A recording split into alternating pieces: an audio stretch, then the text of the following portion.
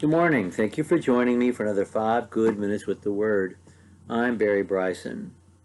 We're continuing our study of the book of Ecclesiastes, and we're in chapter 3, verse 16, and we're going again to a dark place. It's a little bit different. It's not really so much despair at existence generally, but despair at the human race as a species. And that in itself is powerful. I think of the movie, a movie I love from the early 70s, Jeremiah Johnson, which is about a mountain man played by Robert Redford in the early to mid 1800s who goes out to the Rockies just to live. He's just leaving society and leaving the military. He's wearing a uniform when he at the beginning of the movie to go up into the mountains, and it's about how he learns from an older man, played by Will Geer, and then becomes a legendary person and maintains his integrity throughout. It's a wonderful movie. Not a lot of dialogue for Redford. He doesn't say very many lines in it. But at the beginning, when he goes into the mountains and he meets the Will Geer character, Will Geer, who calls him Pilgrim, he says, "So why did you leave life down below, Pilgrim?" And he said, "It ought to have been different." What do you say to that? Will Geer says, "Is that so?" And that's about all you can say to that. Well, we have a moment like that. It's kind of a moment of immaturity for a man so wise.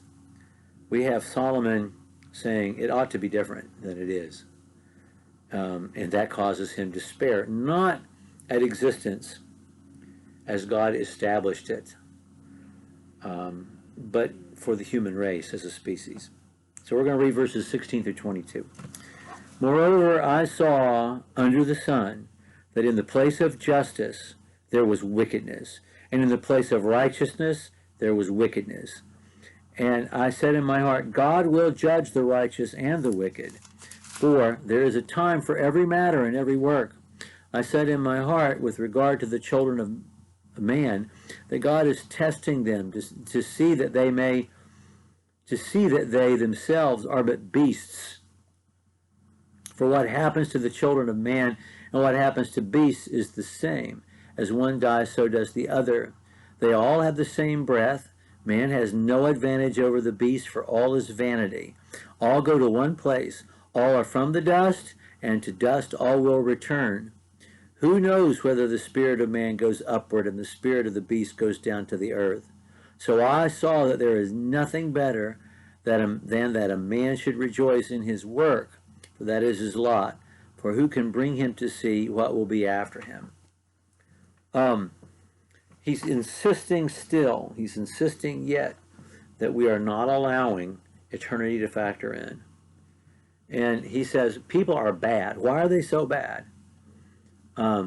Maybe we're bad so that God will, and we have this little bit of self-awareness so that God can make us see we're no better. And who's to say that the life force of a cow ends up in the ground and the life force of a human being goes up to be with God? I mean, who's to say? What proof do you have for that? He has not rejected God, but he's still rejecting, or at least not allowing to factor in eternity. And he's not despairing of existence altogether. Existentially, that's redundant. He's not rejecting existence as a concept that can be meaningful. He's rejecting human activity inside that loop as being generally unjust, sinful, unfair, cannibalistic, and that we just prey on each other and take advantage of each other.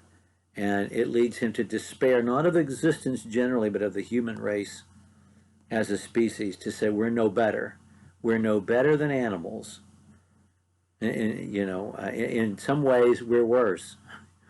Wolf packs don't try to dominate and annihilate each other the way human beings try to. And they don't cheat each other the way we cheat each other. There's a normalcy and natural balance to life that's not human life, to the biosphere in which we find ourselves, because there's not really sin, not among animals.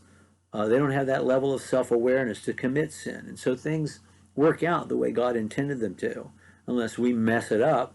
We mess things up. We human beings mess things up. I don't know why he's not recognizing the uniqueness of humanity, because he just has argued for the uniqueness of humanity in saying that we're no better than the animals. But he is believing in judgment. He does believe in judgment.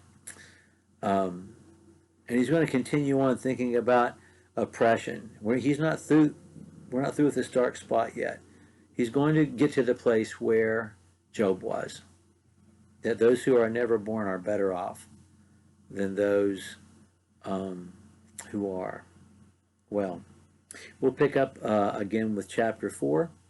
And I do thank you for joining me for another 5 good minutes with the Word.